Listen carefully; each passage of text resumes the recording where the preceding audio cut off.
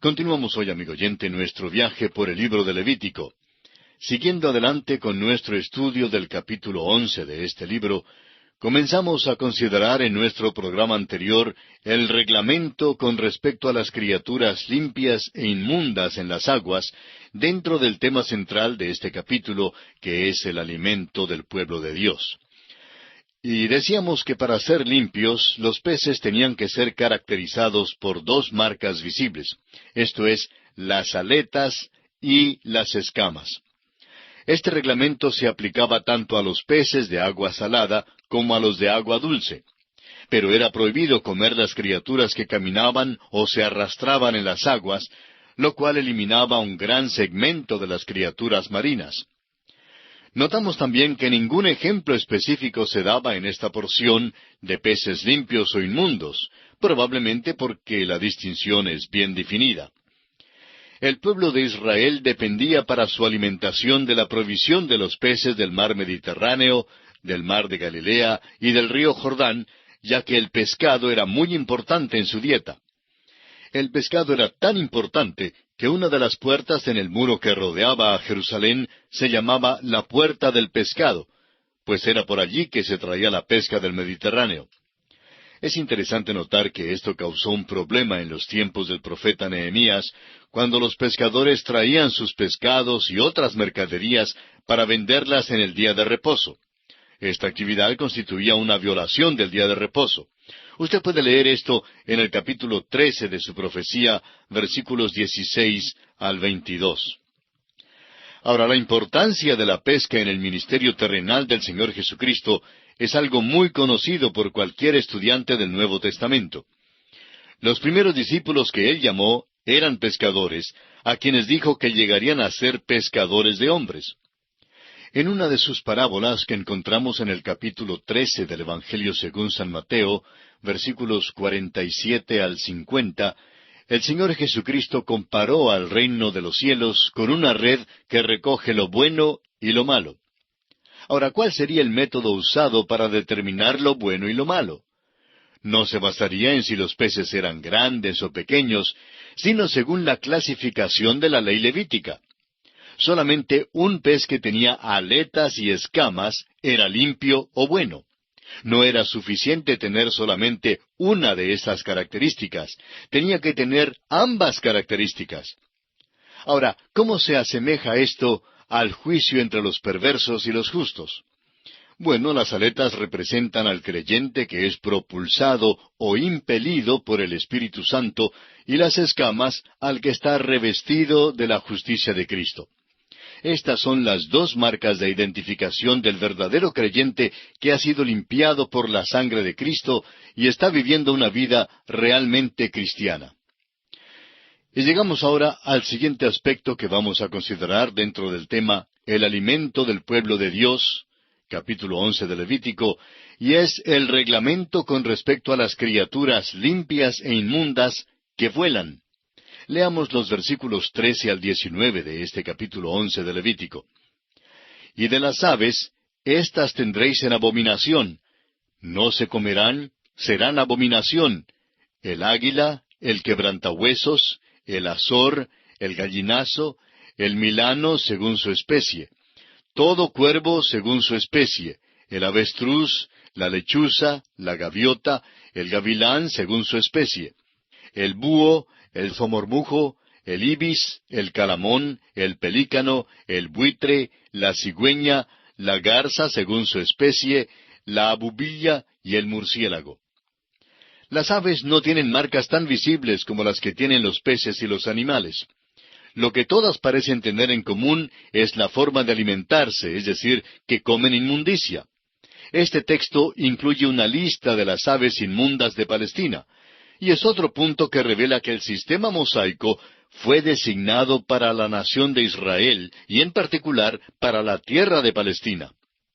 Estas aves que son clasificadas como inmundas o sucias son las que se alimentan, por lo general, de cadáveres de animales, peces y de otras aves. Algunas de estas aves nos parecen extrañas. Se clasifican en las familias de las águilas y los gavilanes, los gallinazos y los cuervos, los búhos y los omormujos, y los calamones y pelícanos. Ni siquiera nos parecen apetitosas. Son aves sucias por sus hábitos de alimentación, como ya dijimos. Pero recuerde usted que hoy en día hay personas que comen estas aves, aunque yo mismo no puedo decir que me gustaría comer estas aves. En realidad, no importa si las comemos o no hoy en día. El comer o no comer su carne no nos encomendará a Dios, como hemos dicho antes. El punto es que aquí se le estaba enseñando a Israel a hacer cierta distinción, y eso es lo importante. Tenían que hacer una decisión en cuanto a lo que fuese limpio e inmundo. La lección para nosotros hoy en día es que debemos hacer decisiones en cuanto a nuestra conducta y nuestra profesión. Tuvimos que hacer una decisión en cuanto a si aceptábamos a Cristo o no lo hacíamos, en cuanto al estudiar la palabra de Dios o no hacerlo, en cuanto al caminar de una manera que le agrada a Dios o no hacerlo. Y esta es la lección para nosotros hoy en día. Esta sección nos da luz en cuanto a la experiencia de Elías. Los cuervos, que eran aves inmundas, le trajeron su comida. Ahora notemos que Elías no se comió los cuervos, sino que éstos le dieron de comer a él. Ahora pasamos a considerar el reglamento con respecto a las criaturas limpias e inmundas que andan sobre cuatro patas sobre la tierra. Leamos del capítulo 11 de Levítico los versículos 20 al 23. Todo insecto alado que anduviere sobre cuatro patas tendréis en abominación. Pero esto comeréis de todo insecto alado que anda sobre cuatro patas, que tuviere piernas además de sus patas, para saltar con ellas sobre la tierra. Estos comeréis de ellos: la langosta según su especie, el langostín según su especie, el argol según su especie, y el agab según su especie. Todo insecto alado que tenga cuatro patas tendréis en abominación. Bueno, en cuanto a mí se refiere, estaría muy contento si se excluyera todos estos insectos del menú. Sin embargo, debemos notar que algunos eran limpios. Aparentemente los declarados limpios son cuatro especies de langostas. La langosta mencionada aquí era de la especie más común. El langostín tenía una protuberancia en la cabeza. El argol era una langosta con protuberancia en la cola, mientras que el agab era una langosta con cola, pero sin protuberancia. De modo que, según esto, al pueblo de Israel le fue permitido comer estas cuatro clases de langosta. Pero, amigo oyente, si usted me invita a comer en su casa, por favor, comamos otra cosa. No es que haya algo religiosa o ceremonialmente malo en comerlos, sino que sencillamente no me apetecen. Pero al ver el caso de Juan el Bautista, por ejemplo, notamos que observaba una dieta bastante correcta, según las leyes de Moisés, cuando comía langostas y miel silvestre. Bien, llegamos ahora al siguiente aspecto, esto es, el reglamento con respecto al contacto con los cadáveres de animales inmundos. Leamos el versículo 24 de Levítico capítulo 11. Y por estas cosas seréis inmundos. Cualquiera que tocare sus cuerpos muertos será inmundo hasta la noche. Este versículo introduce una sección nueva que se extiende hasta el versículo 38, pero no creemos necesario leerla toda. Es una lista de animales cuyos cuerpos muertos es prohibido tocar. Así es que enfocaremos nuestra atención solo sobre algunas cosas específicas mencionadas aquí y sobre algunas porciones de este pasaje. A los israelitas no solo se les prohibió comer animales inmundos, sino que también se les prohibió tocar el cadáver de un animal inmundo. La contaminación por el solo hecho de tocar inmundicia es el principio que se enseña aquí. Este fue uno de los grandes principios de la vida que fue declarado una vez más en los días del regreso de Israel a Palestina después de la cautividad. El profeta Ageo, en el capítulo 2 de su profecía, versículos 11 al 13, dice: Así ha dicho Jehová de los ejércitos: Pregunta ahora a los sacerdotes acerca de la ley, diciendo: Si alguno llevare carne santificada en la falda de su ropa, y con el vuelo de ella tocare pan, o vianda, o vino, o aceite, o cualquier otra comida, ¿será santificada? Y respondieron los sacerdotes y dijeron: No.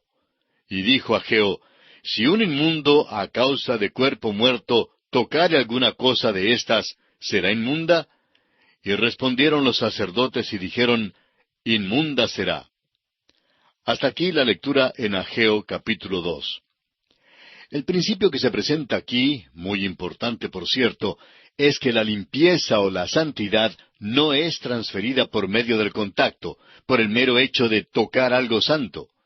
En cambio, la suciedad, el pecado y la impiedad son transferidos muy fácilmente por medio del contacto. En otras palabras, si colocamos algo limpio y santo al lado de algo inmundo y sucio, ¿será posible transmitir la santidad y la limpieza a lo inmundo por el solo hecho de que lo toque? No, amigo oyente.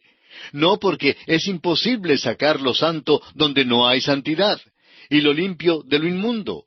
No se puede hacer penetrar la limpieza o santidad frotando desde afuera. Pero es un hecho que lo inmundo sí puede afectar lo limpio. Es imposible que un hombre injusto pueda hacer obras de justicia que sean aceptables a Dios.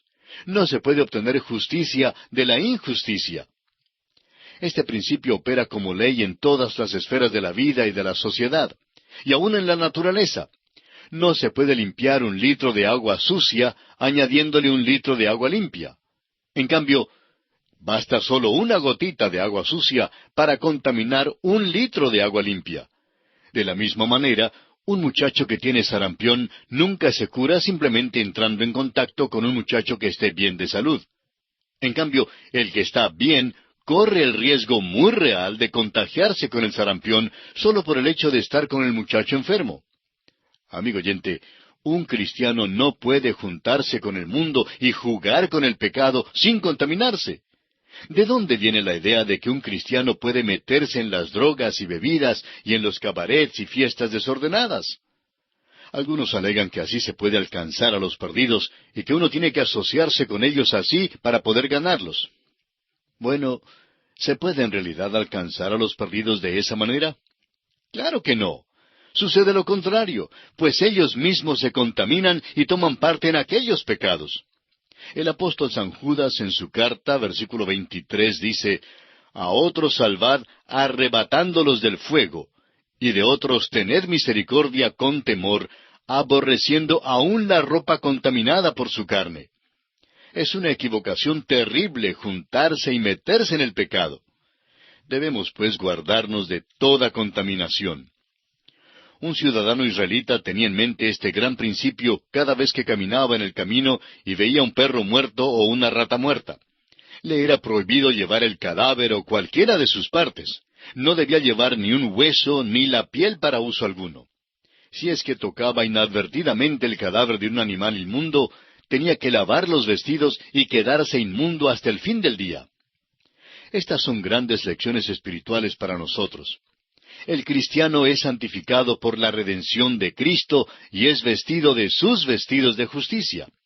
Pero caminamos por un mundo donde nos podemos contaminar. Todavía tenemos nuestra vieja naturaleza. No será sino hasta cuando entreguemos este cuerpo en muerte, cuando seremos completa y totalmente santificados y separados aún de la presencia del pecado. Los versículos 29 hasta el 31 de este capítulo 11 de Levítico contienen una lista de otros animales adicionales, tales como la comadreja, el ratón, el lagarto, la lagartija y el camaleón. Estas son criaturas que viven sobre la tierra o debajo de la tierra. Deben haber sido bastante comunes, sin embargo, el israelita tenía que evitar todo contacto con sus cuerpos muertos. El cadáver de un camaleón podría contaminarle tanto como lo podría hacer el cadáver de un elefante. De modo que constantemente tenía que recordar que vivía en un mundo de criaturas caídas y que los pecados pequeños son tan atroces ante Dios como lo son los que creemos grandes. La paja y la viga son iguales ante Dios. Los pecados pequeños no dejan de ser pecados y deben ser también evitados. Continuemos ahora leyendo los versículos 32 al 36 de Levítico capítulo 11. Y todo aquello sobre que cayere algo de ellos después de muertos será inmundo, sea cosa de madera, vestido, piel, saco, sea cualquier instrumento con que se trabaja, será metido en agua y quedará inmundo hasta la noche. Entonces quedará limpio. Toda vasija de barro dentro de la cual cayere alguno de ellos será inmunda, así como todo lo que estuviere en ella, y quebraréis la vasija. Todo alimento que se come, sobre el cual cayere el agua de tales vasijas, será inmundo. Y toda bebida que hubiere en esas vasijas será inmunda. Todo aquello sobre que cayere algo del cadáver de ellos será inmundo. El horno u hornillos se derribarán, son inmundos, y por inmundos los tendréis. Con todo, la fuente y la cisterna donde se recogen aguas serán limpias, mas lo que hubiere tocado en los cadáveres será inmundo. Ahora, con este pasaje entramos en la cocina. Debe haber sido una cosa común que algún roedor entrara en la cocina en aquellos días y que cayera en una de las vasijas y muriera.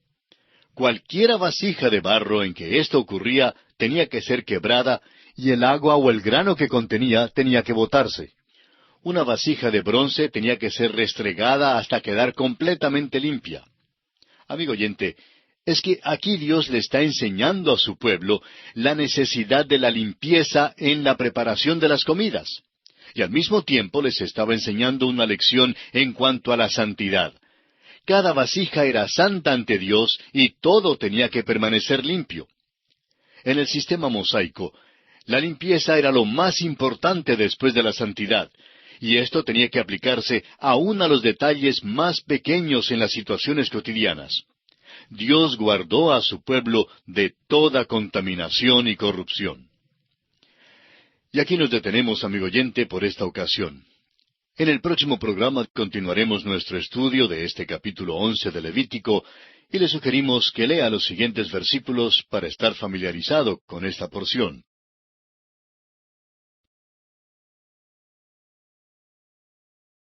Continuamos hoy, amigo oyente, el recorrido que estamos efectuando por el libro de Levítico. En nuestro programa anterior estábamos considerando el reglamento relacionado con el contacto del israelita con los cadáveres de animales inmundos. Y decíamos que cualquier vasija de barro en la cual cayese un animal inmundo y muriera, tenía que ser rota y el agua o el grano que contuviera tenía que ser botado. Una vasija de bronce, por su parte, tenía que ser restregada hasta quedar completamente limpia. Enfatizamos el hecho de que aquí Dios estaba enseñando a su pueblo la necesidad de la limpieza en la preparación de las comidas. Y al mismo tiempo les estaba enseñando una lección en cuanto a la santidad. Cada vasija era santa ante Dios y todo tenía que permanecer limpio. En el sistema mosaico, la limpieza era lo más importante después de la santidad. Y esto tenía que aplicarse aún a los detalles más pequeños en las situaciones cotidianas. Dios guardó a su pueblo de toda contaminación y corrupción. Ahora notemos que el versículo 36 dice que si el cadáver caía en una fuente o lago, aquella agua no era contaminada, porque era mucha agua y muy fresca. Y las aguas de por sí son vivificantes y purificadoras. ¿No es maravilloso, amigo oyente, que el Señor Jesucristo es la fuente de agua viva? Él no se contamina por el contacto con el pecador, ni con los enfermos, con el leproso o con la mujer con flujo de sangre. Él nos dice en el capítulo 4 del Evangelio según San Juan, versículo 14, «Mas el que bebiere del agua que yo le daré, no tendrá sed jamás, sino que el agua que yo le daré será en él una fuente de agua que salte para vida eterna». Luego, en el capítulo 7 del mismo Evangelio según San Juan, versículos 37 y 38, dice, «En el último y gran día de la fiesta, Jesús se puso en pie y alzó la voz, diciendo, Si alguno tiene sed, venga a mí y beba. El que cree en mí, como dice la Escritura, de su interior correrán ríos de agua viva». Volviendo ahora al capítulo 11 de Levítico, leamos los versículos 37 y 38. «Y si cayere algo de los cadáveres sobre alguna semilla que se haya de sembrar, será limpia. Mas si se hubiere puesto agua en la semilla, y cayere algo de los cadáveres sobre ella, la tendréis por inmunda». Salimos ahora de la cocina y vamos al campo y a los productos alimenticios allí cultivados. La semilla seca que iba a ser sembrada no podía ser contaminada por el solo hecho de entrar en contacto con un cadáver inmundo. Sin embargo, si la semilla estaba mojada, entonces su cáscara o armadura había sido penetrada y era entonces declarada inmunda. Por eso, el Hijo de Dios necesita una coraza o armadura hoy en día. Se nos manda en Efesios capítulo 6, versículo 11, «Vestíos de toda la armadura de Dios, para que podáis estar firmes contra las acechanzas del diablo». Y pasamos ahora a considerar el siguiente aspecto, o sea, los reglamentos en relación con el contacto con cadáveres de animales limpios. Leamos los versículos 39 y 40 de este capítulo 11 de Levítico. «Y si algún animal que tuviereis para comer muriere, el que tocare su cadáver será inmundo hasta la noche. Y el que comiere del cuerpo muerto, lavará sus vestidos, y será inmundo hasta la noche. Asimismo, el que sacare el cuerpo muerto, lavará sus vestidos, y será inmundo hasta la noche». Cualquier animal limpio que muriera de por sí o de alguna enfermedad era considerado inmundo. En Malaquías, capítulo 1, versículos 6, 7 y 8, Dios prohibió el sacrificio de cualquier animal que fuese imperfecto o enfermo. Leamos este pasaje que dice, «Y decís, ¿en qué hemos menospreciado tu nombre? En que ofrecéis sobre mi altar pan inmundo. Y dijisteis, ¿en qué te hemos deshonrado? En que pensáis que la mesa de Jehová es despreciable, y cuando ofrecéis el animal ciego para el sacrificio, ¿no es malo? Asimismo, cuando ofrecéis el cojo o el enfermo, ¿no es malo? Preséntalo, pues, a tu príncipe. ¿Acaso se agradará de ti, o le serás acepto? Dice Jehová de los ejércitos. Dios prohibió el sacrificio de cualquier animal que fuese imperfecto o enfermo. Y es que, amigo oyente, Dios no acepta lo que no sea lo mejor o aquello que es desechado. Pasamos ahora a considerar el reglamento relacionado con la contaminación de criaturas que se arrastran. Todo lo que se arrastra en la tierra fue declarado inmundo. Dios da el motivo por el cual no quería que se contaminaran con estos animales. Leamos los versículos 44 y 45 de Levítico capítulo 11. «Porque yo soy Jehová vuestro Dios. Vosotros por tanto os santificaréis y seréis santos, porque yo soy santo. Así que no contaminéis vuestras personas con ningún animal que se arrastre sobre la tierra. Porque yo soy Jehová, que os hago subir de la tierra de Egipto para ser vuestro Dios. Seréis pues santos, porque yo soy santo». Todas las criaturas que se arrastran sobre la tierra fueron declaradas inmundas después de la caída del hombre, cuando la serpiente fue maldita y obligada a arrastrarse sobre el polvo. Y llegamos ahora al último aspecto en consideración dentro del tema del alimento del pueblo de Dios. Y este aspecto es la clasificación de lo limpio y lo inmundo, hecha por un Dios santo. Leamos entonces los versículos 46 y 47 de este capítulo 11 de Levítico.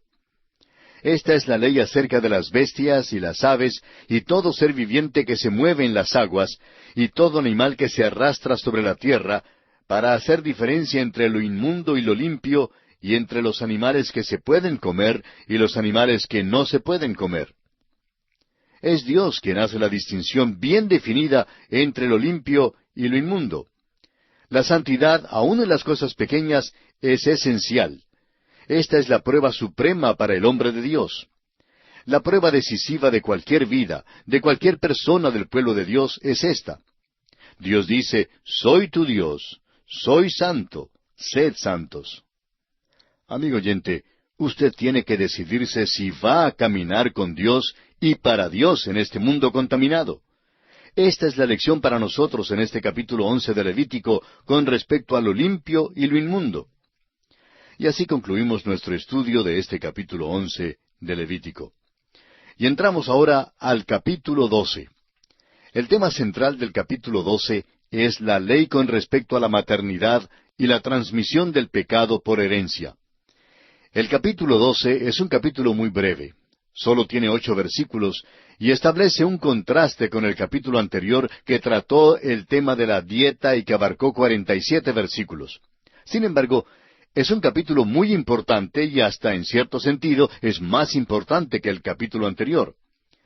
En el capítulo 11 vimos cómo la contaminación con el pecado puede ocurrir por medio del simple contacto con lo inmundo. En otras palabras, el capítulo 11 acentuó el carácter externo del pecado, el hecho de que vivimos en un mundo rodeados por el pecado y que este es nuestro medio ambiente. Ahora bien, este capítulo hace énfasis especial en el carácter interno del pecado. No es que llegamos a ser pecadores solo por medio del contacto con lo inmundo, sino que somos pecadores de nacimiento. La misma naturaleza que heredamos es una naturaleza caída y pecaminosa. El rey David dijo en el Salmo 51, versículo 5, «He aquí, en maldad he sido formado, y en pecado me concibió mi madre».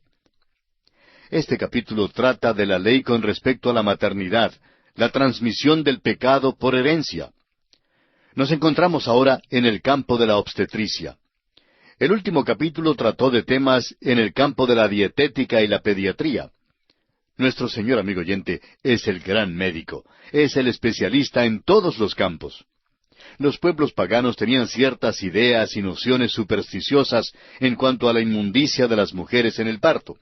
Pero no hay ni un rastro de aquellas nociones supersticiosas en el sistema levítico, como esperamos hacerle observar más adelante. También era una práctica de la sociedad pagana darle a las mujeres siempre un puesto inferior a los hombres. Esta ley no contiene vestigios de estas ideas, ya que la economía mosaica exaltó el sexo femenino y ennobleció la maternidad. Todo esto presenta un vivo contraste al vil paganismo que existía alrededor de la nación de Israel, es decir, en los países vecinos. Evidentemente, había ciertos beneficios higiénicos que resultaban al ponerse en práctica estas leyes dadas por Dios. Sin embargo, este no fue el propósito principal. Vimos lo mismo en cuanto a las dietas mencionadas en el capítulo anterior. Dios estaba enseñándole a su pueblo, tanto en aquel entonces como en el día de hoy, que nacemos en pecado. Esta es una doctrina que ciertamente es rechazada hoy en día. A los hombres no les gusta la doctrina de la depravación total del hombre. Y es interesante notar que los hombres, por un lado, profesan no creer en la depravación total del hombre, pero por otra parte, no hay duda alguna que ciertamente la demuestran en todo lo que hacen. Y esto es algo que es muy obvio. El apóstol San Pablo en su carta a los Romanos capítulo 5 versículo 12 dice, «Por tanto, como el pecado entró en el mundo por un hombre, y por el pecado la muerte, así la muerte pasó a todos los hombres, por cuanto todos pecaron». Este capítulo 12 pinta un cuadro diferente al que al mundo le gusta ver. Una madre jovencita abrazando a su bebé recién nacido no es realmente un cuadro de inocencia ni de impecabilidad. Es más bien un cuadro de la transmisión de la inmundicia y del pecado. Esa madrecita ha dado a luz a un pecador. Dios pronunció una maldición sobre la mujer después de su caída en el Edén. Lo que le fue dado a la mujer como una bendición, por el pecado es maldecido, y ella no puede dar a luz sino a un niñito ya contagiado por el pecado. Debemos apresurarnos en añadir que esta maldición no impide en manera alguna que las mujeres sean salvas. El hecho de que una madre cristiana sufra dolor en el nacimiento de su niño, lo cual es una evidencia del juicio de Dios, no puede significar en manera alguna que pierda o que aún corre el riesgo de perder su salvación. El apóstol Pablo confirmó esto en su primera carta a Timoteo, capítulo 2, versículo 15, donde dice, «Pero se salvará engendrando hijos si permaneciere en fe, amor y santificación con modestia». Este versículo no significa que una mujer obtenga su salvación por el hecho de engendrar hijos, sino que no corre ningún riesgo de contaminarse o de perder su salvación al traer al mundo a un pecador. La evidencia de su salvación está en su fe, amor y su vida santa y modesta. Bajo la ley, la inmundicia era para recordarle a la madre que había traído al mundo a un pecador. Ahora, bajo la gracia, su dolor de parto es para recordarle que un pecador ha nacido, aunque ella sea creyente en Cristo. Recordemos que en la caída, a la mujer también le fue prometido que traería al mundo a un Salvador. Dice allá en Génesis capítulo 3, versículo 15, «Y pondré enemistad entre ti y la mujer, y entre tu simiente y la simiente suya. Esta te herirá en la cabeza, y tú le herirás en el calcañar». El Salvador nacería de mujer, pero sería separado de los pecadores. Pero en todo esto, no perdamos de vista que el hombre no es menos culpable que la mujer. Y este capítulo le recuerda al Padre que Él también ha traído al mundo a un pecador. Adán fue culpable como primer padre, pues Pablo lo dice repetidamente. En Romanos 5:12, por ejemplo, dice, por tanto, como el pecado entró en el mundo por un hombre, y por el pecado la muerte. Luego en el versículo 19 del mismo capítulo 5 de Romanos agrega, porque así como por la desobediencia de un hombre, los muchos fueron constituidos pecadores. Y una vez más, en su primera carta a los Corintios, capítulo 15, versículo 21, dice, porque por cuanto la muerte entró por un hombre. Estas son declaraciones claras y concisas de la Escritura, amigo oyente. El pequeño bebé está sujeto a la muerte y muchos bebés mueren antes de que cometan su primer pecado. Mueren porque Adán pecó y han heredado la naturaleza pecaminosa. Veamos ahora brevemente un bosquejo de este capítulo 12 de Levítico. El tema central es los hijos de Dios. Y analizaremos este tema bajo los siguientes aspectos. En primer lugar, la purificación de la madre cuando da a luz un hijo varón, versículos 1 al 4. En segundo lugar, la purificación de la madre cuando da a luz una hembra, versículo 5. Y en tercero y último lugar, la purificación de la madre al ofrecer un sacrificio de expiación, en los versículos 6 al 8. Comencemos entonces con el primer aspecto, esto es, la purificación de la madre cuando da a luz un hijo varón. Leamos los primeros 2 versículos de este capítulo 12 de Levítico. Habló Jehová a Moisés diciendo, habla a los hijos de Israel y diles, la mujer cuando conciba y dé a luz varón, será inmunda 7 días, conforme a los días de su menstruación será inmunda. Según esta ley, la madre es declarada inmunda porque ha traído al mundo a un pecador. Eva probablemente pensaba que ella había traído al Salvador al mundo cuando nació Caín, pero en realidad dio a luz a un pecador, el primer asesino, por cierto. Ahora este rito levítico es para recordarle a las mujeres que estaban trayendo al mundo el mismo tipo de bebé que Eva había traído al mundo. Una vida que de por sí no puede hacer el bien, sino solamente pecar, pues lo que es nacido de la carne, carne es. Como lo veremos más adelante, el tiempo total de su inmundicia legal era de 40 días que se dividía en 2 períodos. El primer período duraba 7 días. Luego, según el versículo siguiente, el varón tenía que ser circuncidado en el 8º día. La circuncisión era el símbolo dado a Abraham. Nos damos cuenta que la idea de la inmundicia de la maternidad choca con las nociones populares en boga en cuanto a la maternidad y a la inocencia del pequeño bebé. Si es que alguien dice algo que pueda ser interpretado como degradante en cuanto a estos conceptos que tenemos sobre la maternidad, lo miramos con disgusto. Por otra parte, el Día de las Madres en las iglesias ha llegado a tener mucho sentimentalismo. En realidad, no debiera predicarse un sermón sentimental en el Día de las Madres, porque en aquel día algún impío réprobo trae a su madrecita querida a la iglesia, se sienta a su lado y espera que el predicador diga algo en el sentido de que podrá ir al cielo gracias a los méritos de su madre. Y en este punto, el Dr. J. Vernon McGee, autor de estos estudios bíblicos, decía, doy gracias a Dios que en los 40 años que he trabajado en el ministerio como pastor, nunca he señalado a la madre en lugar de señalar a Cristo.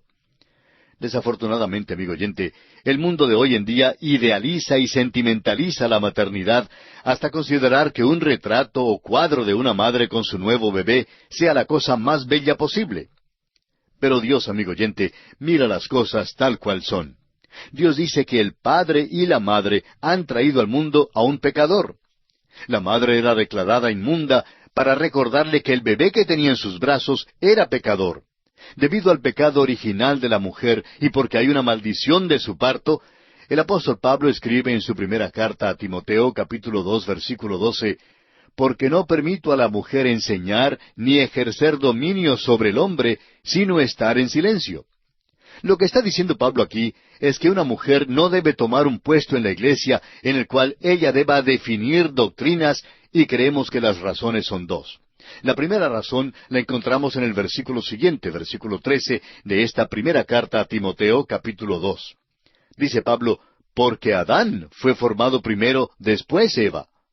Ahora esto no tiene nada que ver con alguna supuesta superioridad del hombre sobre la mujer, sino que es una cuestión de orden y de delegación de autoridad.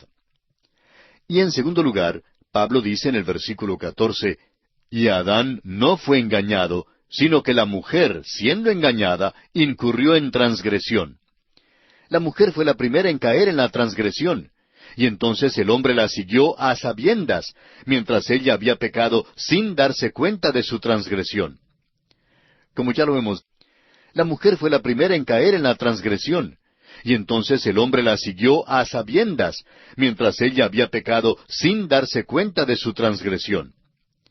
Como ya lo hemos dicho, la madre cristiana no pierde ni arriesga a perder su salvación por el hecho de haber traído al mundo a un pecador.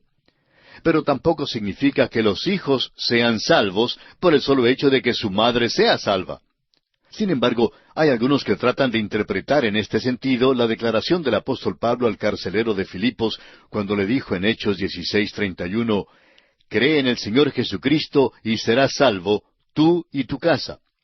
Creen que sólo por el hecho de que la madre o el padre sean creyentes, los hijos automáticamente pueden ser salvos.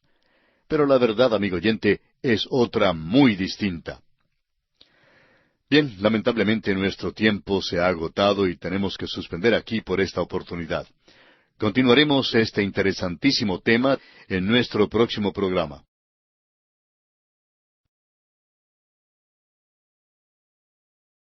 Continuamos hoy, amigo oyente, nuestro estudio del capítulo 12 del libro de Levítico. Y decíamos al concluir nuestro programa anterior que la madre era declarada inmunda aquí para recordarle que el bebé que tenía en sus brazos era pecador. Debido al pecado original de la mujer y porque hay una maldición sobre su parto, el apóstol Pablo escribe en su primera carta a Timoteo, capítulo 2, versículo 12, «Porque no permito a la mujer enseñar ni ejercer dominio sobre el hombre, sino estar en silencio». Lo que el apóstol Pablo está diciendo aquí es que una mujer no debe tomar un cargo en la iglesia en el cual ella deba definir doctrinas.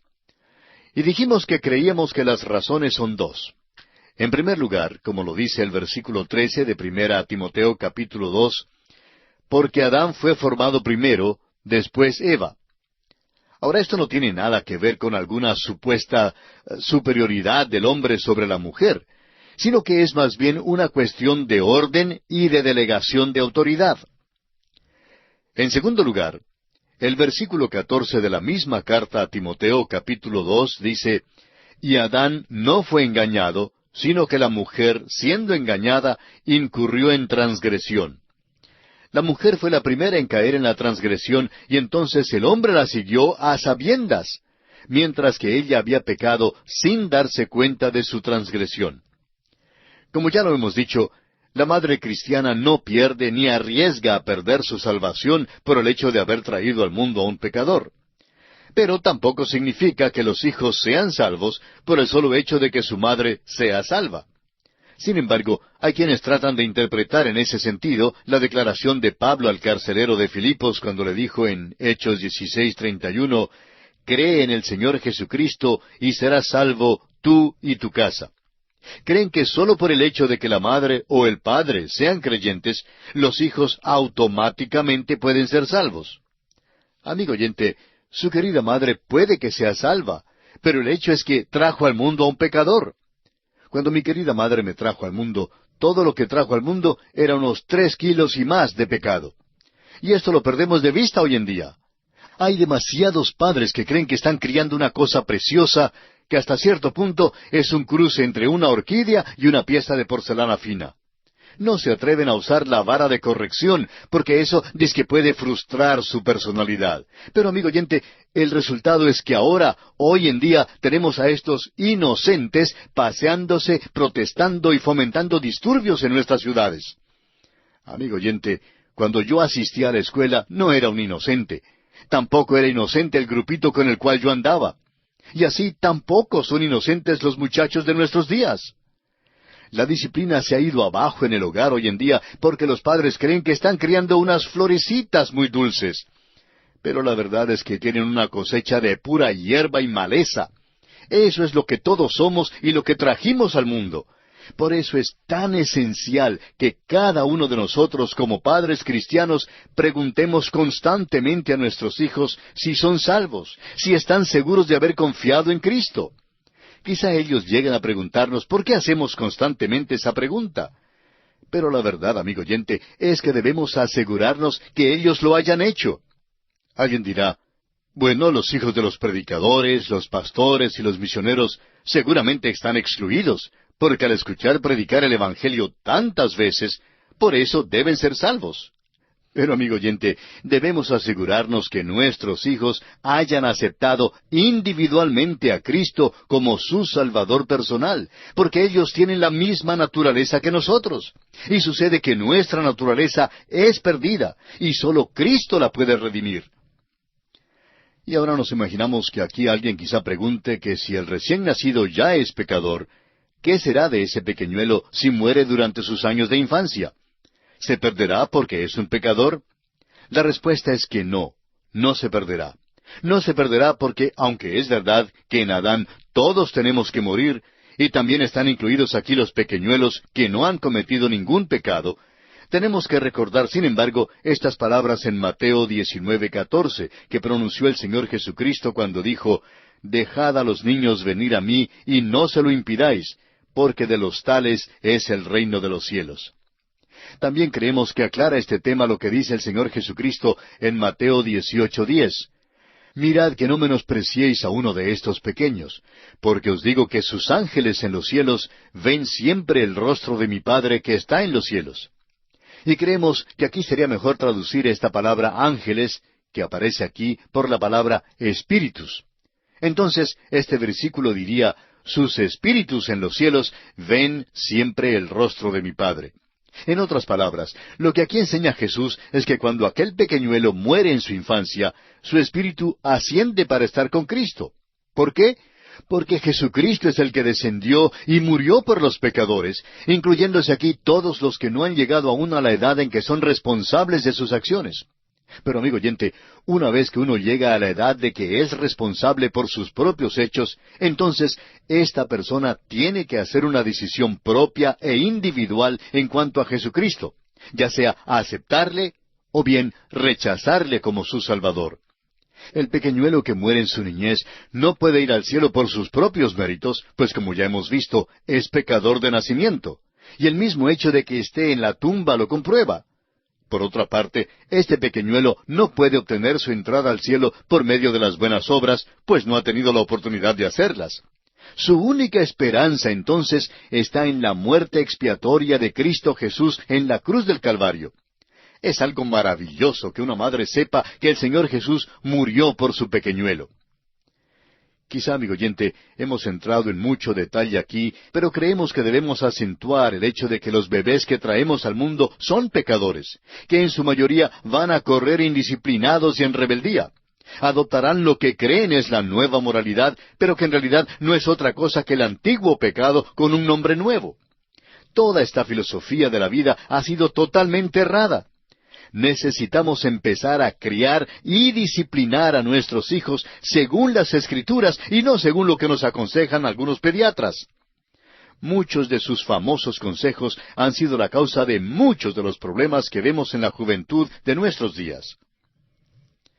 Volviendo ahora al capítulo 12 de Levítico, leamos los versículos 3 y 4. «Y al octavo día se circuncidará al niño. Mas ella permanecerá 33 días purificándose de su sangre. Ninguna cosa santa tocará, ni vendrá al santuario, hasta cuando sean cumplidos los días de su purificación». Ya hemos mencionado que bajo estas leyes, el período de la inmundicia de la madre se dividía en dos. El primer período duraba 7 días. Luego el varoncito tenía que ser circuncidado al octavo día. El hecho de nacer israelita no incluía al niño en el pacto, sino hasta después que fuera circuncidado. Cada israelita era en primer lugar un hijo de Adán, y así nacía fuera del pacto mosaico. Esto es lo que el apóstol Pablo quiere decir en su carta a los Romanos, capítulo 9, versículos 6 y 7, cuando dice, «Porque no todos los que descienden de Israel son israelitas, ni por ser descendientes de Abraham son todos hijos». El nacimiento natural no puede traer al hombre a una relación correcta con Dios. En realidad, lo que pasa es que el nacimiento natural separa al hombre de Dios. Dios no es nuestro deudor en nada.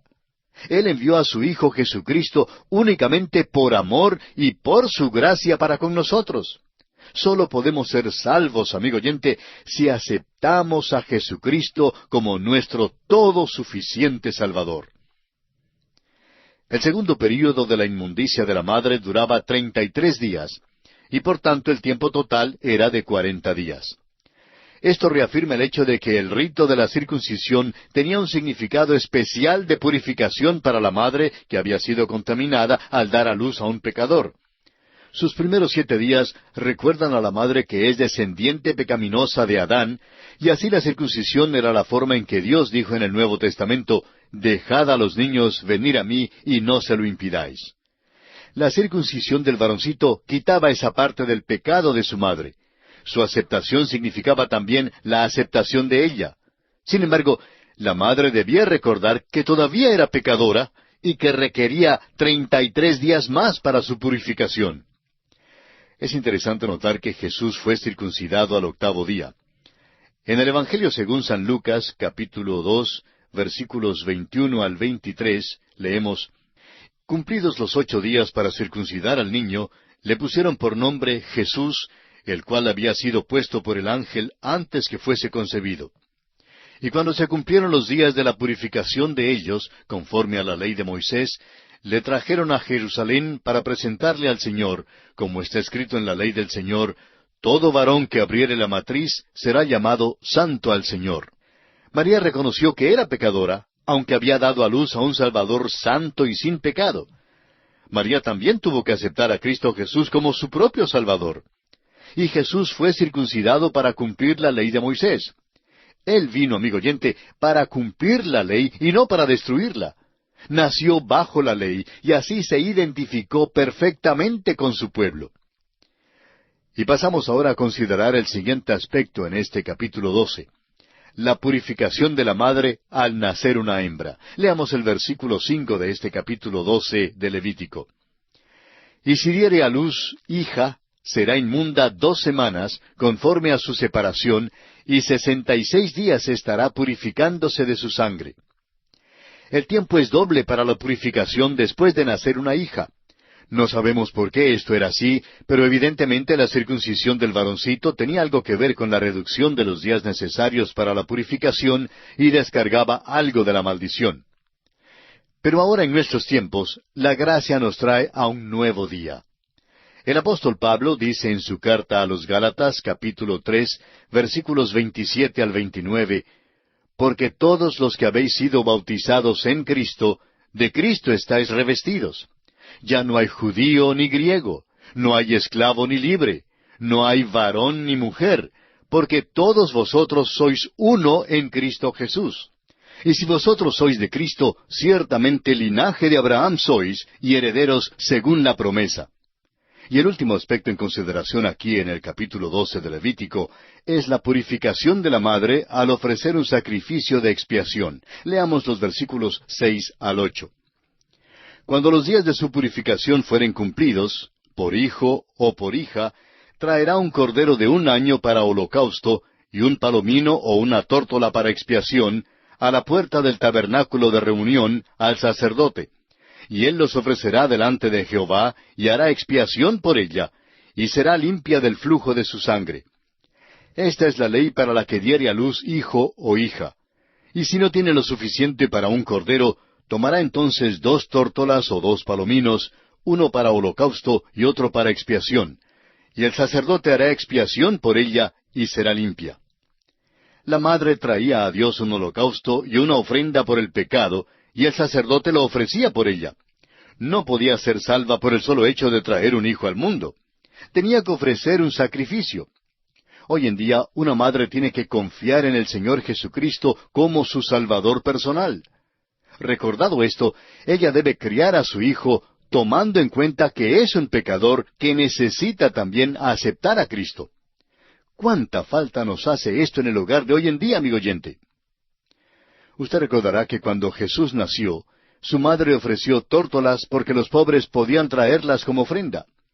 Tuvo que tener su ofrenda porque ella era pecadora. Pero note usted que no hubo ninguna ofrenda por el Señor Jesús. En todas las Escrituras no encontramos que ninguna ofrenda jamás se hubiera ofrecido por el Señor Jesús. Y es que Él es sin pecado. Él era la ofrenda por el pecado del mundo. Él es el Cordero de Dios. Amigo oyente, piense en estas cosas. Vivimos en un mundo que se ha enloquecido. Este mundo ha vuelto la espalda al Dios Todopoderoso y el juicio de Dios comienza a caer sobre el mundo.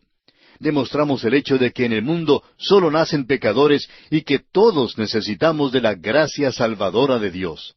Todos necesitamos la sangre derramada por Cristo Jesús en la cruz del Calvario para pagar la pena de los pecados. Usted, amigo oyente, también la necesita. Acuda ahora mismo a Cristo Jesús y ábrale las puertas de su corazón, recibiéndole como su Salvador personal. Y así, amigo oyente, concluimos nuestro estudio de este capítulo 12 de Levítico. Y en el poco tiempo que nos resta, veamos algunas observaciones con respecto al capítulo 13. El tema central de este capítulo lo constituyen las leyes para el control de la lepra. Tenemos aquí una serie de leyes que, aunque tratan de un mal físico, sin embargo, hacen resaltar un principio espiritual. El Señor Jesucristo dijo en el Evangelio según San Mateo, capítulo 15, versículos 19 y 20, «Porque del corazón salen los malos pensamientos, los homicidios, los adulterios, las fornicaciones, los hurtos, los falsos testimonios, las blasfemias. Estas cosas son las que contaminan al hombre, pero el comer con las manos sin lavar no contamina al hombre». Al entrar en el estudio de este 13º capítulo del tercer libro de Moisés, el libro de Levítico, veremos que es una sección extraordinaria en cuanto a una enfermedad también extraordinaria, la lepra. Ahora alguien preguntará si toda esta serie de reglamentos y leyes puede tener valor práctico para el día de hoy. Permítanos decir, amigo oyente, que todo en este libro es práctico. Este capítulo inicia una sección del libro que hemos intitulado Santidad en la vida diaria. Bien podría llamarse también Santidad a Jehová. Es un hecho que Dios tiene mucho interés en la conducta de sus hijos. En los capítulos recién estudiados ya hemos visto que tiene interés en lo que comen. Y ahora, en los capítulos 13, 14 y 15, veremos que Dios está sumamente interesado en la lepra y en la purificación de los que padecen de flujos de su cuerpo. Notaremos aquí que aunque son enfermedades físicas, la lepra y los flujos de la carne son símbolos casi perfectos de la manifestación del pecado en el corazón del hombre. Muestran la excesiva perversidad del pecado y los efectos del pecado en acción. Si yo le preguntara a usted, amigo oyente, ¿cuál ha sido hasta ahora el énfasis de este libro? Estoy seguro que usted respondería que el énfasis principal ha sido sobre el pecado. Es que el Señor tiene interés en la lepra moral y espiritual. Esta lepra es el flujo del pecado que sale del corazón humano, tal como es mencionado en el Evangelio según San Mateo, capítulo 15, versículo 11, donde leemos, «No lo que entra en la boca contamina al hombre, mas lo que sale de la boca, esto contamina al hombre». En el corazón de este libro, que tiene como tema principal la adoración a un Dios santo, se encuentra esta sección extensa sobre la lepra y sobre los flujos de la carne. La inmundicia y la repugnancia del pecado son simbolizadas por la lepra. El desespero que causa el pecado y su carácter mortífero se describen con exactitud por medio de esta enfermedad. Así es que, amigo oyente, esto es lo que nos espera al estudiar el capítulo 13 de Levítico. Le invitamos, pues, para nuestro próximo programa.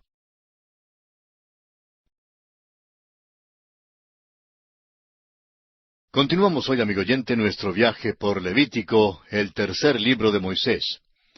Al concluir nuestro programa anterior hicimos algunas observaciones con respecto al capítulo 13 que comenzaremos a estudiar hoy, y decíamos, entre otras cosas, que el tema principal de este capítulo lo constituyen las leyes para el control de la lepra.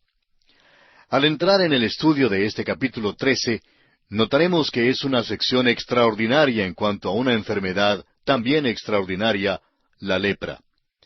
Este capítulo, decíamos, inicia una sección del libro que hemos titulado Santidad en la vida diaria, o que también podría llamarse Santidad a Jehová.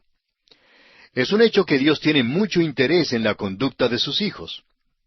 En los capítulos que acabamos de estudiar, hemos visto que Dios está muy interesado en lo que comen.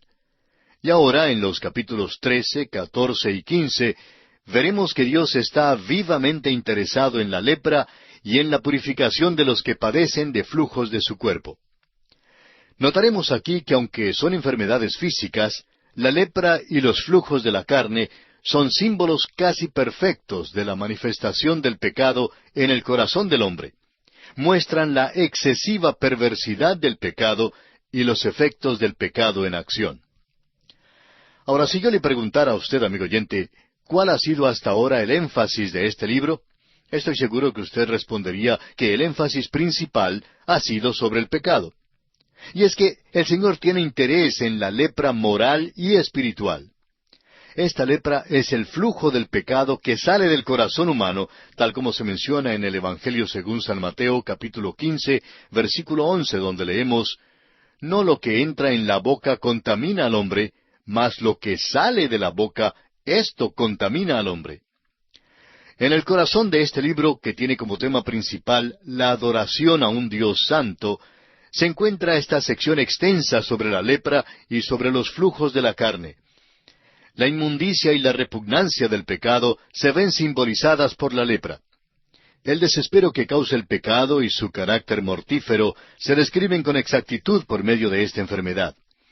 El leproso que andaba a pie por el camino caliente y polvoroso del oriente tenía que clamar, «¡Inmundo, inmundo!», lo que servía para recordar al pueblo israelita que ellos también eran leprosos morales en necesidad de una purificación sobrenatural. Amigo oyente, quizá usted sea uno de aquellos que creen que puede salvarse por medio de sus obras, o que cree que no necesita a Cristo como su Salvador. Permítanos decirle, amigo oyente, que si usted pudiera ir al cielo tal como es, sin Cristo, tendría que ir al cielo clamando, «Inmundo, inmundo», y ningún ángel le tocaría. No podría usted llegar ni cerca a la presencia de Dios. Lo que ocurre es que el hombre tiene la idea de que tiene algún tipo de derecho que puede reclamarle a Dios. Pero ante Dios, amigo oyente, no tenemos derecho alguno y Dios no nos debe nada. Él podría borrar esta tierra en que vivimos, simplemente borrarla de la existencia, y los ángeles cantarían, «Santo, Santo, Santo». Pero gracias a Dios que Él nos ama, y me alegro muchísimo que sea un hecho que Él nos ama. Porque su amor para con nosotros es lo único que nos puede unir a Él. Dios quiere estar seguro que comprendamos un punto clave aquí. Y es lo mismo que estaba tratando de enseñar al pueblo de Israel, que el pecado es sumamente perverso. La comparación entre la lepra y el pecado, como lo veremos en nuestro estudio, es un tema que se repite a través de todas las Sagradas Escrituras. Un ejemplo muy vivo lo encontramos en el Salmo 38 y recomendamos que lo lea todo. Por ahora citaremos solamente algunos versículos, los versículos 3, 5, 7 y 18. Dicen así, versículo 3, «Nada hay sano en mi carne a causa de tu ira, ni hay paz en mis huesos a causa de mi pecado». Ahora el versículo 5, «Hieden y supuran mis llagas a causa de mi locura». Versículo 7, «Porque mis lomos están llenos de ardor, y nada hay sano en mi carne». Luego el versículo 18, «Por tanto, confesaré mi maldad, y me contristaré por mi pecado». Así es como Dios nos ve, amigo oyente. Isaías también aludía a la lepra al describir los pecados de su pueblo. En el capítulo 1, versículo 6 de su profecía, dice, «Desde la planta del pie hasta la cabeza no hay en él cosa sana, sino herida, hinchazón y podrida llaga. No están curadas, ni vendadas, ni suavizadas con aceite». Luego en el capítulo 53, versículos 4 y 5 de la misma profecía de Isaías, dice, «Ciertamente llevó él nuestras enfermedades y sufrió nuestros dolores, y nosotros le tuvimos por azotado, por herido de Dios y abatido. Mas Él herido fue por nuestras rebeliones, molido por nuestros pecados. El castigo de nuestra paz fue sobre Él, y por su llaga fuimos nosotros curados. Ahora hay quienes dicen que aquí se está hablando en cuanto a la lepra y que la referencia es solamente a una enfermedad física. No, amigo oyente, Isaías está hablando en cuanto al pecado que ha sido colocado sobre nuestro Señor Jesucristo. Ahora, ¿cómo podemos estar seguros de esto? Bueno, escuche usted al apóstol Pedro en su primera carta, capítulo 2, versículo 24, que dice: quien llevó él mismo nuestros pecados en su cuerpo sobre el madero, para que nosotros, estando muertos a los pecados, vivamos a la justicia, y por cuya herida fuisteis sanados. Estábamos muertos en pecado, amigo oyente, y Él llevó nuestros pecados en su cuerpo en la cruz. Por su llaga fuimos nosotros curados. Ahora es verdad que la enfermedad física es en cierto sentido una manifestación del pecado, y que tras los microbios patógenos está el pecado. Si no hubiera el pecado, amigo oyente, tampoco habría muerte ni enfermedades. Hay dos consideraciones importantes que debemos tomar en cuenta al estudiar este capítulo 13 de Levítico.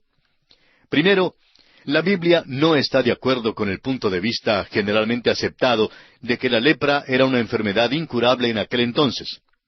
Su purificación se menciona en Levítico capítulo 14, versículo 2, donde leemos: esta será la ley para el leproso cuando se limpiare, será traído al sacerdote. Es verdad que había curaciones sobrenaturales, tales como la que sucedió a Naamán, en el segundo libro de Reyes, capítulo 5, versículo 14, donde leemos: él entonces descendió y se zambulló 7 veces en el Jordán, conforme a la palabra del varón de Dios, y su carne se volvió como la carne de un niño, y quedó limpio. Algunos expositores creen que Job había padecido de la lepra, pero sabemos que fue curado de su enfermedad. Siendo que no había ningún diagnóstico científico de la enfermedad en aquellos días, ha habido bastante discusión en cuanto a lo que era la lepra. Una cosa que sabemos es que tenían medicina en aquel tiempo que se usaba para la curación de la lepra.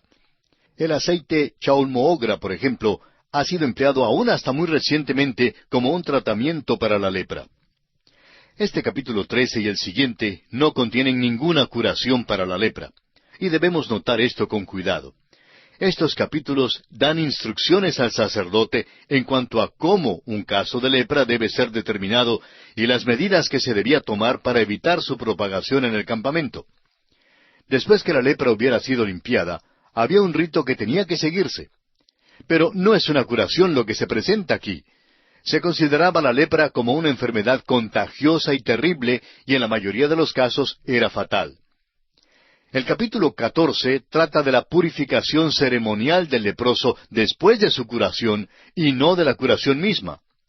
El objetivo principal de estos capítulos era enseñar las grandes verdades espirituales en torno a la purificación de la lepra si se la considera como símbolo de pecado. La segunda consideración importante que debemos tener en cuenta es que ni la Biblia ni estos dos capítulos son ni pretenden ser un tratado científico sobre la forma de detectar, prevenir o curar la lepra. No se hace aquí ningún esfuerzo para dar un diagnóstico médico de la enfermedad. El diagnóstico aquí era práctico, adaptado al conocimiento de aquel entonces. Y como lo veremos ahora, tenía muchas lecciones espirituales específicas y directas para el día de hoy. Los ritos que se describen aquí eran algo más bien ceremonial antes que curativo. Ha habido alguna discusión por parte de algunos médicos cristianos en cuanto a si la lepra, como la conocemos hoy en día, es la misma enfermedad que aquí es considerada por el sistema mosaico.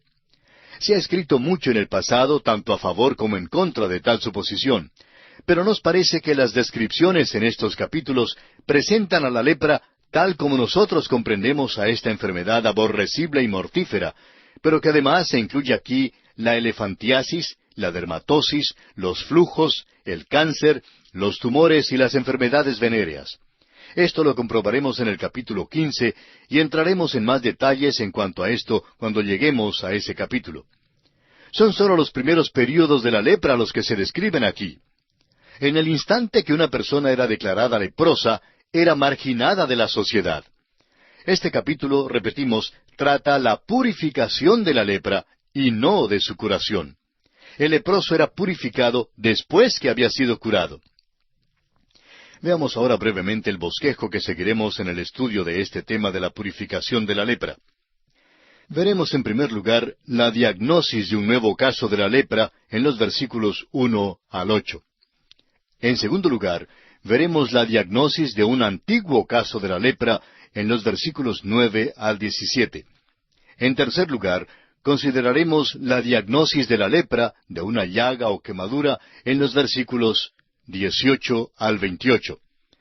En cuarto lugar, consideraremos la diagnosis de la lepra localizada en la cabeza o en la barba, versículos 29 al 44. Y en quinto y último lugar, veremos los vestidos de los leprosos en los versículos 45 al 59. Comencemos pues con el primer aspecto, la diagnosis de un nuevo caso de la lepra. Leamos los primeros dos versículos de este capítulo 13.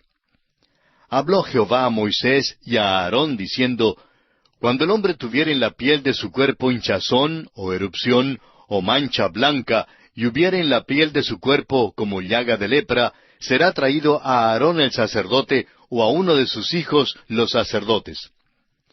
Comparado con las técnicas modernas de la diagnosis, los métodos de Levítico parecen ser muy rudimentarios. El procedimiento era adaptado a los conocimientos existentes en aquellos días. La diagnosis no se hacía para prescribir un tratamiento, sino que era más bien un ritual religioso. Y tenemos que hacer mucho énfasis sobre este hecho. Ahora bien, cuando una persona padece de cáncer, por ejemplo, el médico que la examina se da cuenta de que es cáncer con solo observar la condición del paciente. Pero no es sino hasta después de tomar una biopsia de una manera científica cuando puede decidir si es necesario o no una intervención quirúrgica para extirpar la parte afectada. Pues bien, en aquellos días podrían haber conocido muchísimo más de lo que hoy en día nos damos cuenta. Creemos que los sacerdotes literalmente trataron miles de casos y sabrían reconocer lo que estaban buscando. Quizá todo esto no era tan primitivo y rudimentario como lo creemos hoy en día. Es posible que fuera un método muy bueno y eficaz para diagnosticar la lepra, pero no olvidemos que aún aquí el énfasis es sobre la ceremonia espiritual antes que sobre la condición física. Notemos que son tres los síntomas de la lepra que se identifican aquí: el naciente, el escabro o tumor pequeño y la mancha blanca. Estos son los síntomas de la lepra. Ahora, un hombre que tiene tales síntomas no es necesariamente leproso. El primer paso era traer al enfermo con tales síntomas a Aarón o a uno de los sacerdotes. De igual manera, en el campo espiritual, cualquiera manifestación del pecado, ya sea grande o pequeña, debe ser traída inmediatamente a nuestro gran sumo sacerdote, quien también es el gran médico. Debemos orar en cuanto a todo, y esto incluye toda manifestación de pecado. Ese es el lugar donde debemos ir también cuando estamos enfermos físicamente. Debemos ir a Él cuando pecamos y debemos ir a Él también cuando estamos enfermos. Ese es el primer lugar donde debemos ir. Ahora, eso no quiere decir que no podamos buscar un médico cuando enfermamos, pero debemos ir primero donde el Señor Jesucristo. El escritor a los Hebreos nos dice en el capítulo 4 de su carta, versículo 16, Acerquémonos, pues, confiadamente al trono de la gracia para alcanzar misericordia y hallar gracia para el oportuno socorro. Luego, en el capítulo 7 de la misma carta, versículo 25, dice, Por lo cual puede también salvar perpetuamente a los que por él se acercan a Dios, viviendo siempre para interceder por ellos. También el apóstol Juan en su primera carta, capítulo 1, versículo 9, dice, Si confesamos nuestros pecados, Él es fiel y justo para perdonar nuestros pecados y limpiarnos de toda maldad. Volviendo ahora al capítulo 13 de Levítico, leamos el versículo 3. Y el sacerdote mirará la llaga en la piel del cuerpo. Si el pelo en la llaga se ha vuelto blanco, y pareciere la llaga más profunda que la piel de la carne, llaga de lepra es, y el sacerdote le reconocerá y le declarará inmundo. Notemos que aquí no se hizo ningún juicio precipitado. Los sacerdotes observaban con cuidado al hombre o a la mujer sospechoso de tener lepra durante cierto período de tiempo. Si una lesión en la piel empezaba a desaparecer, permitían que esta persona volviese a su hogar. Pero si en cambio el pelo se volvía blanco, esto indicaba que la enfermedad era más profunda que la piel. Entonces el sacerdote tenía que declarar inmunda a la persona. El gran médico también ha hecho una cuidadosa inspección de nosotros y ha hecho su diagnosis. El apóstol Pablo, escribiendo en su carta a los Romanos capítulo 3, versículos 13 al 16, dice: «Sepulcro abierto es su garganta, con su lengua engañan, veneno de áspides hay debajo de sus labios, su boca está llena de maldición y de amargura, sus pies se apresuran para derramar sangre, quebranto y desventura hay en sus caminos». Luego en el versículo 23 de este mismo capítulo 3 de Romanos agrega: «Por cuanto todos pecaron y están destituidos de la gloria de Dios». Amigo oyente, somos inmundos. Todos somos leprosos espirituales y Dios no puede aceptar este tipo de leprosos espirituales en el cielo. Tienen que ser curados antes de llegar allí. Dé usted a Dios la oportunidad de curarle definitivamente de la lepra del pecado que lo mantiene enfermo espiritualmente al recibir al gran médico divino, el Señor Jesucristo, como su todo suficiente Salvador personal. Y aquí nos detenemos por esta ocasión. Continuaremos, Dios mediante, en nuestro próximo programa.